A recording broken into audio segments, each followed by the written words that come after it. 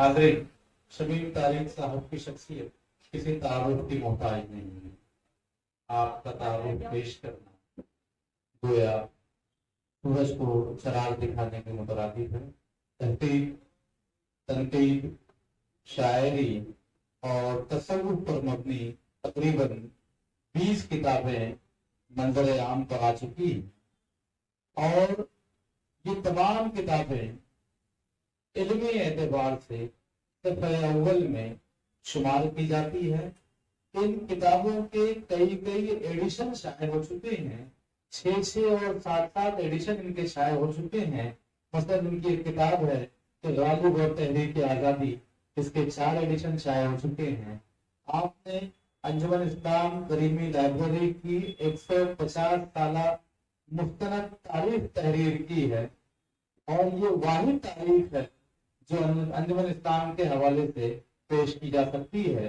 इसी तरह जामे मिल्लिया इस्लामिया ने आपको इनवाइट किया था ताकि टैगोर पर एक किताब लिखी जा सके। साहित्य अकेडमी दिल्ली ने सबसे बड़ा अवार्ड 2015 में आपकी किताब तसव्वुफ और भक्ति पर आपको पेश किया। मिनिस्ट्री ऑफ गवर्नमेंट की जानिब से आपने सूफिया की शेरी बसीरत में श्री कृष्ण के उन्वान पर एक किताब लिखी। तो तहकीक, तनकीद, सहाफत, इल्म, चाहे कोई मैदान हो, शमीम तारिक साहब हर मैदान के शहसवार हैं। मैं उन्हें इस शेर से आवाज देता हूँ कि तारिक तसव्वुरात में आहट सी क्या हुई, तारिक तसव्वुरात में आहट सी क्या हुई, जलते गए चराग जहां तक नजर गई। शमीम तारिक साहब और सदारती खुतबा आपके रूबरू।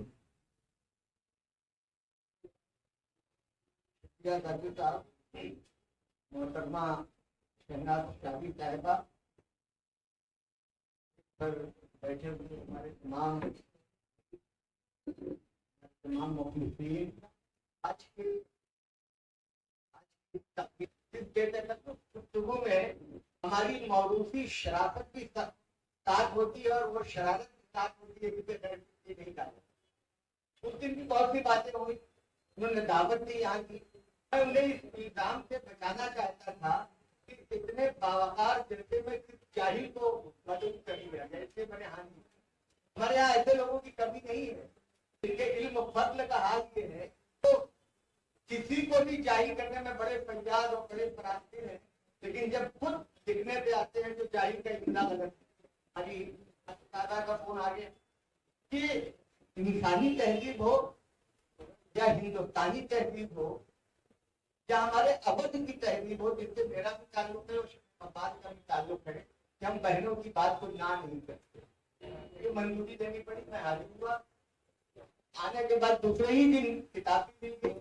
किताब की गिरफ्तारी करने के बाद जो तस्वीर इसके ससुराल और मैके के हवाले से जहन में उभरी तो एक मुत्तहदा हिंदुस्तान की।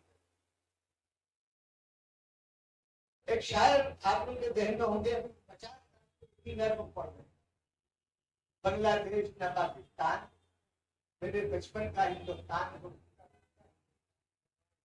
कम से कम 50 साल पढ़ा सुल्तान को मिला। और आपके कम लोगों को चला होगी कि पाकिस्तान के बहुत अच्छे शायर भी और बहुत अच्छे,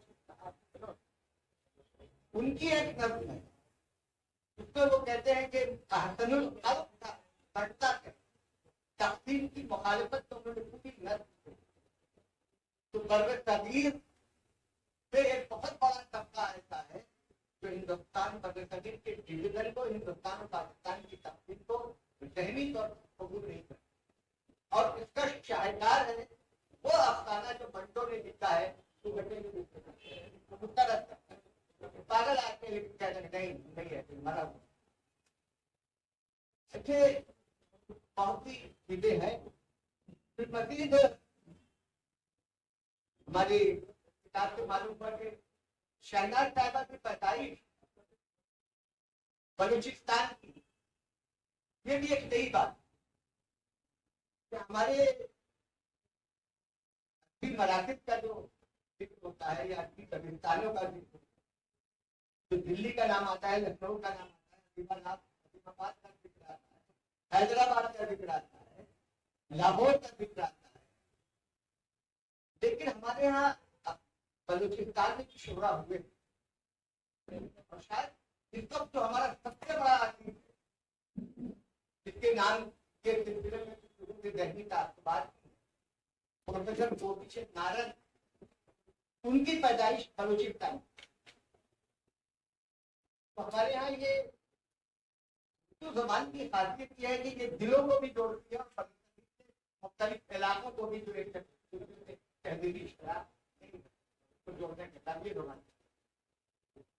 फिर उर्दू शायरों का बलूचिस्तान से जो ताल्लुक है, इसकी मिसाल आपको इकबाल के कलाम में भी मिल जाए। इकबाल की बड़ी प्यारी और खूबसूरत नज़्म है, बुड्ढे बलोच की नसीहत कि जिस तम्त में चाहे चल, बाजी भी हमारी है, चेहरा भी हमारा।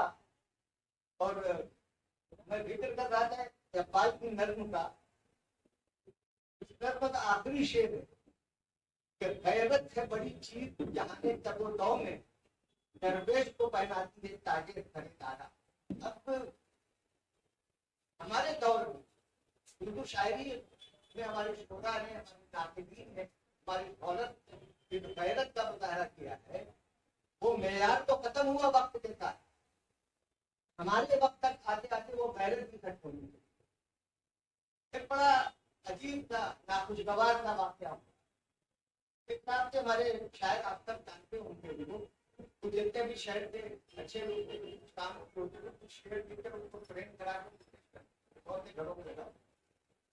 एक मरतबा ये खान साहब के पास आ गए, मैं बैठा हुआ, ये खान साहब कांग्रेस में गए और रोटी गए। अब उनको उन्होंने देखा और पढ़ा और ये करा, तो चीज उठाई और उनको तोड़ना।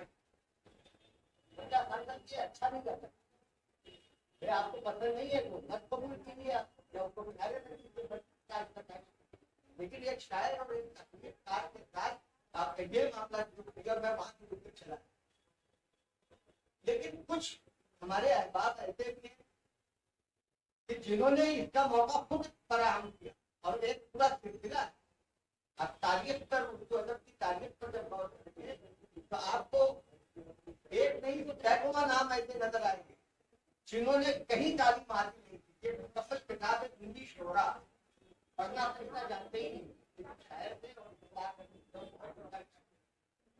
और हमारे जमाने का ऐसा आ गया कि पहले दीवान शायर है लेकिन उनका कहा ये एक जमाना है जिसके खिलाफ भी हमें, अगर शायर ने, अदीब ने, नक्काश ने अपनी गैरत पेश की, मंडारी पेश की, अपनी दर्दमंदी पेश की, फिर उसके बाद ये हमारे और इसके खिलाफ हमको बोलना है और आवाज। और कभी कभी मुझे महसूस होता है कि हम जितने तवक्को करते हैं वो भी हमारी शहनाज साहिबा की काजी मेहमान साहब ने पढ़ा, हमारे दो तीन बातें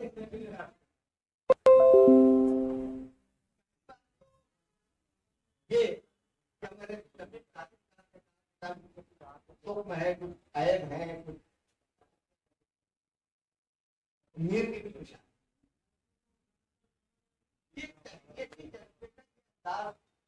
मैं नहीं समझता कि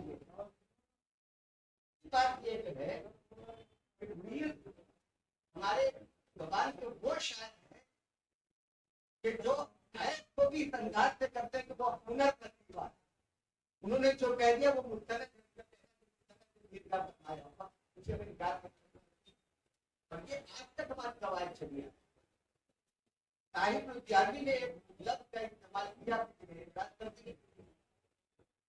तो ताहिर ने किसी को लिखा गया कि तालिबन नबी बाबारी साहब कहिए कि उसके बारे में चर्चा करेंगे, कहिए मैंने सही इस्तेमाल किया ये एतराज सही। तो अल्लामा ने उनसे कहा कि अच्छा ये बताओ कि ये इस्तेमाल किसने किया। अगर किसी अपने ने इसका इस्तेमाल किया है तो मैं इसको सही साबित कर सकता हूँ, किसी गैर ने इस्तेमाल किया ये भी हमारे अदब की रवा है कि सही और गलत का फैसला इतना जल्दी होता नहीं। कुछ दम है, कुछ उसूल है, कुछ जवाबित है, उन जवाबित को तोड़ करके एक नया रास्ता कायम किया है। मतलब मीर का शेर है, क्या जुनून कर गया शऊर और जुनून में कोई ताल्लुक है, लेकिन तबदन पूरे मुस्तबंदी के साथ हो गया कि क्या जुनून कर गया शऊर से। जुनून और शऊर का कोई ताल्लुक ही नहीं। मीर कह रही है, मीर का हिस्सा है, तो इतना जल्दी हम उस पर एतराज नहीं। हाँ, मैं ये जरूर मानता हूँ कि इसका इंतखाब होना चाहिए, और इंतखाब करना बल्कि दूसरों से करवाना ये बहुत जरूरी है हर जमाने में। खाली कोई मामूली दर्जे का शायर नहीं है, हर जुबान के शोरा में तो उन्होंने किया कि अपने अशार टोटल 4200 अशार और उनकी जमाने में जिंदगी में 5 मजमुए शाये हुए, जिसमें आखिरी मजमुआ था उसमें 18 पहले में जो है 1080 इतने अशार छोड़ दिए थे जो बाद में लोगों ने कहा जब वो अहमद थे तो उनको समझ में नहीं आता था कहते अहमद शोर हम, लेकिन नहीं उनको अपने फन पर इतना एतमाद था कि कोई क्षण क्षमा कर कुछ आएंगे तो हमेशा बाकी रहने वाले होंगे।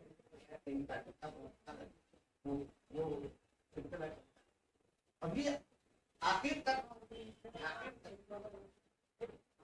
वाकया मैं बताता हूँ, उनके लिए किताब आपको देखी हो। मेरी तालिब इल्मी का जमाना था, उम्र 20 साल,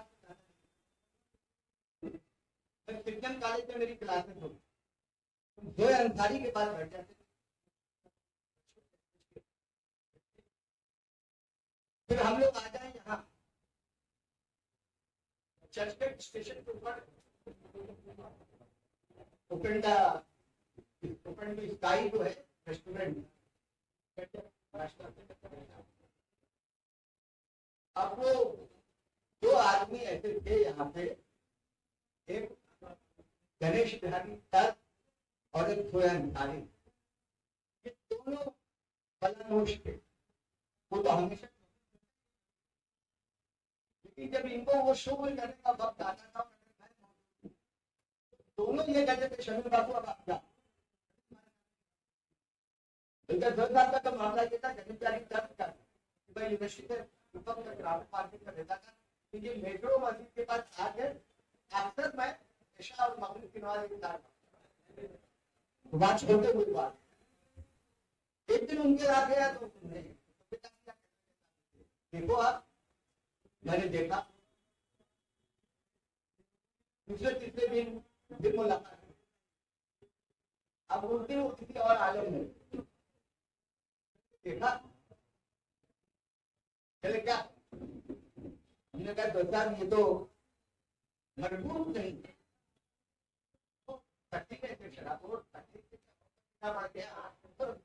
पूरा हाल जैसे लगा अभी उठा पटक हो जाएगी,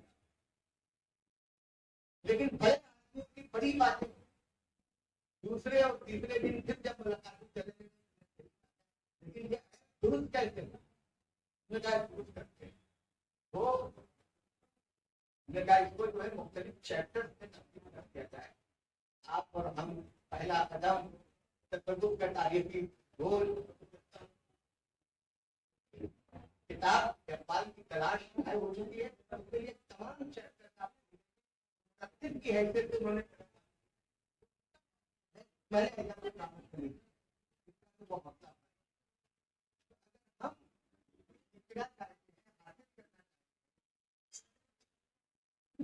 तो हमें बड़ों की मजलिसों में, उनकी मजलिसों में तर्जुमान है, अदब के मुहाफिज हैं, उनकी मजलिसों में बैठना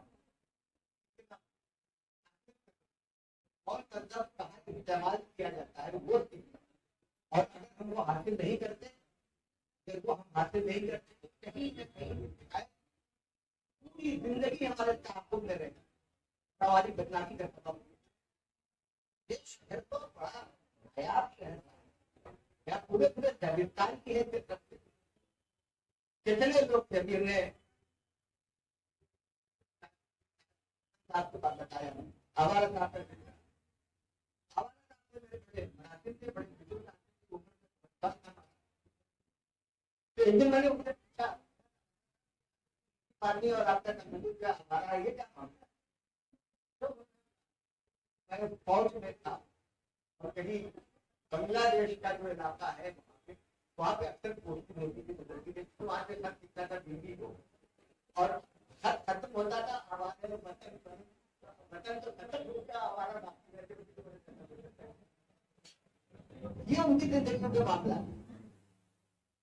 कैसे कैसे शोभा, कैसे कैसे अदीब, कैसे कैसे जगानदा, अल्लामा पढ़ता में कोई बात नहीं, दोनों की ये शनाख्त आई नहीं थी, आपने कुछ कहा, अल्लामा पढ़ता में कुछ कहा, तो किसी ने उसको टोकने की कोशिश की, है साहब पढ़तो साहब तो अल्लामा पढ़ता ने बड़ी बुनियादी देखा, मुझे मालूम है कि ये इंसान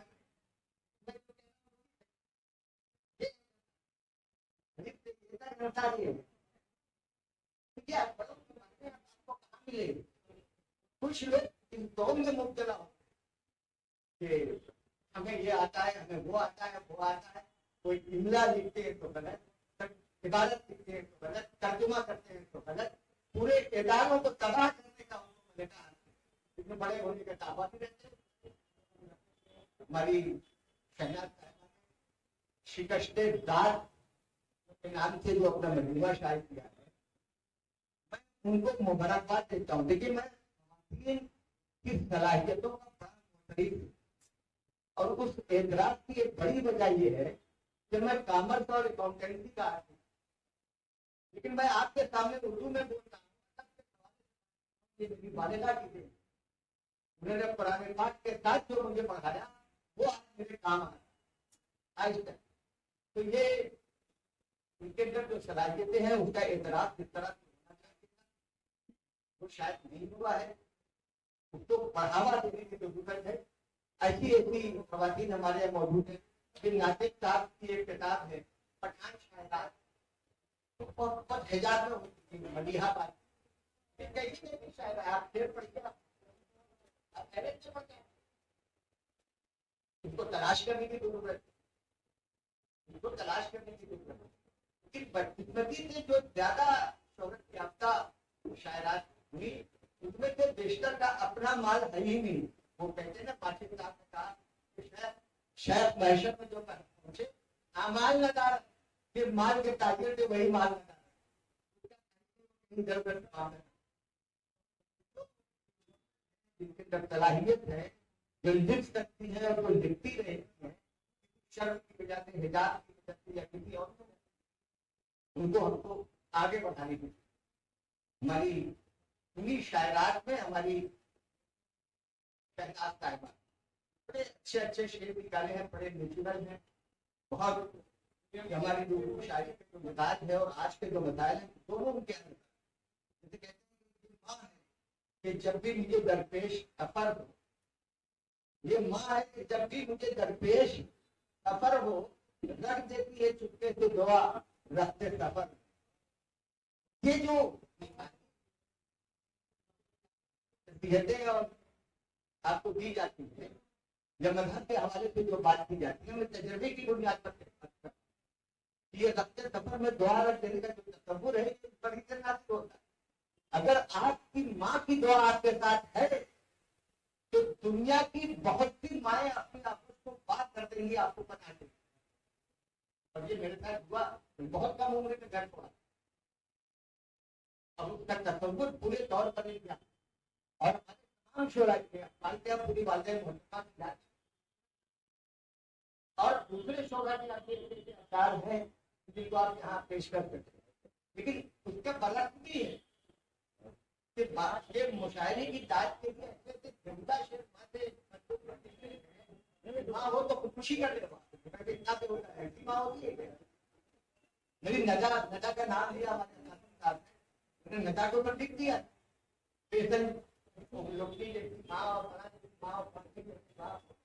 माँ का भला बुरा रहे हो, तो बड़ा बुरा लग गया। लेकिन माँ का एहतराम जो है आपको, और माँ जो है जब अपनी माँ की दुआ होती है तो कहाँ कहाँ से पना होती है। मैं बहुत अच्छे खानदान से ताल्लुक रखता हूँ, माली इल्मी तौर पर भी और माशी तौर पर भी, माली तौर पर भी हर शख्स के हादसात होते हैं। तो पहली सबसे पहले जब जहाँ मुझे पता मिली तो मेरा एक हिंदू महाराष्ट्रियन दोस्त था, उसके घर में था, और अभी 93 साल की उम्र में उसकी माँ का इंतकाल हुआ है, और वो आखिर तक मेरी माँ बनी रही, कैसे महरूमी का एहसास नहीं, कैसे महरूमी का, तो माँ की लगे कि हम अपनी माँ का जिक्र करें। उर्दू शायरी में भी ऐसे नस्में मौजूद है, आप खाली की नस्में पढ़िए, लड़कियों के ताल्लुक से जज्बात का इजहार किया। ये जो फैमिली के ताल्लुक से जो बड़ी बात है, आप किसी भी नजरिए और किसी भी मूवमेंट के इस्तेमाल के खिलाफ नहीं है, लेकिन वो हमारे हिंदुस्तानी मिजाज के मुताबिक होना चाहिए, उसके खिलाफ नहीं है। ये औरतों और मर्दों में, मियाँ और बीवी में रफाकत का एहसास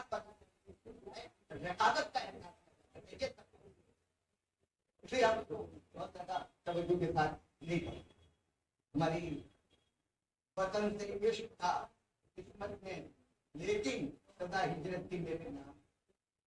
ये हिजरत का भी दर्द है, जो एक शख्स एक जगह से दूसरी जगह जाता है, नफ्सियात की सरकरारी की किताबें पढ़े, इंतजार उतरने इसमें बहुत लिखा है।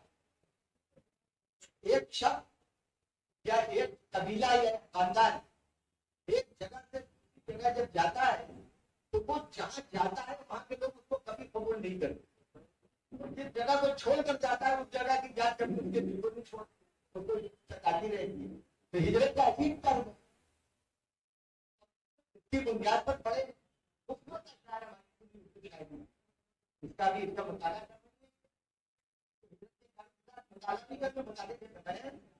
के बगैर नहीं कर सकते। और दोस्त दामन बचा गए, शादी दुश्मनों को गले लगाने, तो दोस्त के दगा करने पर ही नहीं है, दुश्मनों को गले लगाना हमारी तहजीब का भी हिस्सा है और हमारी रवायत का। हम दोस्तों को तो गले लगाते ही है, दुश्मनों को भी गले लगाते, और हमारे बहुत से मसाइल का असली सबब ये है कि हमने उनको भी गले लगा लिया, तो छुरी लेके चलते हैं कि जब तक मौका देकर हमारा गले काट, लेकिन वो अपनी हम अपनी बात हम अपना काम करते हैं। और उनकी शायरी को एक मैं खुशगवार झोंके की तरह तस्वीर करता हूँ और इसका इस्तेमाल करता हूँ, और एक मेरी दुआ है कि सिर्फ मेरी पतिराई सिर्फ उन तक न रहे, नई खवातीन नई बच्चियों में अदब का तरीका और हौसला पैदा का सबब बने। इस किस्म की मजलिसें मुनाकिद होती रहे, चाहे आप सदर में बनाए, मजलिसें मुनाकिद करते रहे, उसके बाद उसका सिला हमारे सामने आएगा, और इस चीज की हमें बहुत बड़ी जरूरत है। इसकी गहराइयों को मुबारकबाद देता हूँ, आप लोगों को मुबारकबाद देता हूँ, आपने मेरे मेहमान के साथ